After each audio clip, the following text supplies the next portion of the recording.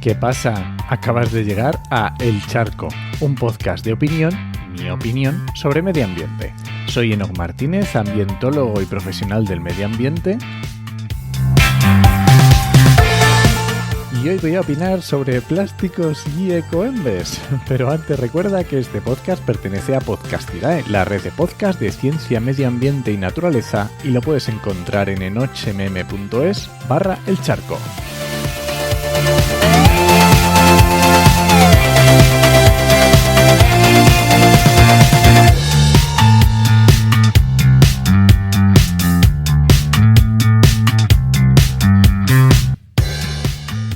Hace un par de semanas volvió a salir un estudio científico sobre el reciclaje de envases en España. Es un análisis de flujo de materiales que hacen investigadores de la Facultad de Diseño e Ingeniería de Barcelona, que se llama ELISABA. Y bueno, te voy a dejar algunos titulares para que veas por dónde van los tiros, ¿vale? La tasa de reciclaje efectiva del film, del plástico film, sería solo de un 3%. Apenas se recicla un 11% del total de envases plásticos. O otro más, la tasa de recogida real de residuos en envases plásticos es del 15%. Mientras que las estadísticas oficiales que nos da Ecoembes, la empresa encargada de la gestión de estos residuos de envases en España, pues los datos oficiales oscilan entre una tasa de reciclaje del 48 y el 70%. Como ves, hay un mundo entre una cosa y otra. Y es otro estudio más que vuelve a incidir sobre el mismo problema. Y es que nadie se cree los datos que da Ecoembes. ¿Qué hice? Pues me leí el artículo. ¿Qué tal? Pues un pifostio tremendo. ¿Por qué? Pues mira, lo primero es que no sabemos la cantidad de envases que se ponen en el mercado. Los productores se amparan en las leyes de competencia para no hacer este dato público. Y claro, partiendo de esta base hay que hacer complicadas extrapolaciones y piruetas basándose en estudios muy localizados para poder sacar algunas conclusiones. Puedes saber cuántas toneladas se recogen o incluso cuántas se reciclan, pero si no sabes de qué número partes, qué cantidad de envases estamos poniendo en el mercado, pues es muy difícil, por no decir imposible, saber qué efectividad tiene el reciclaje en España.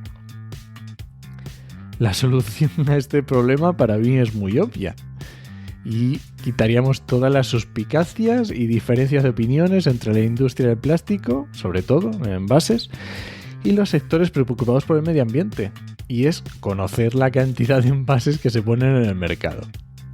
No lo sé, igual que conocemos los kilogramos de carne que se ponen en el mercado y toda su trazabilidad de la granja a la mesa, por motivos obvios de seguridad alimentaria, deberíamos conocer qué cantidad de envases y qué composición tienen que pone cada productor en el mercado, por motivos ambientales de contaminación y por lo tanto también por salud humana.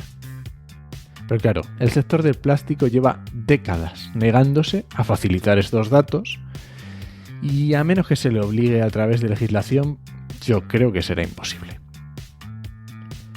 En el estudio hay otro aspecto muy interesante y son los datos de los descartes que se producen en las plantas de reciclaje.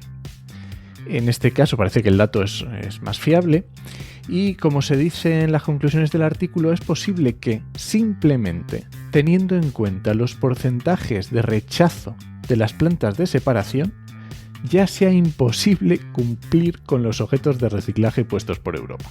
Esto es algo impresionante. Y otro aspecto muy interesante es el planteamiento de separar los envases entre aquellos que van a tener contacto con alimentos y los que no. Claro, si asumimos que por seguridad alimentaria hay envases difíciles de sustituir por otras alternativas, ¿vale? Pues oye, todos sabemos los beneficios que tiene el plástico y a lo mejor es complicado, ¿no? Pues separémoslo, pongamos por un lado estos que son más difíciles de sustituir y vayámonos a centrarnos en aquellos que no tienen contacto con alimentación y que a lo mejor sería más fácil buscar alternativas. Bueno, como conclusión, las empresas no van a cambiar si no se les obliga. Como mucho harán pequeños gestos o directamente greenwashing. Los consumidores tenemos mucha fuerza, pero no actuamos todos a una y los cambios en la industria son costosos en términos económicos y obviamente esto se va a reflejar en los precios. Para mí, el cambio tiene que ser a nivel normativo. ¿Se prevén cambios significativos en las leyes en esta dirección? Pues no. Desgraciadamente, no es así. Y este ha sido el charco de esta semana. Si alguien te pregunta, no lo dudes. Te lo dijo en 8mm. ¡Nos escuchamos!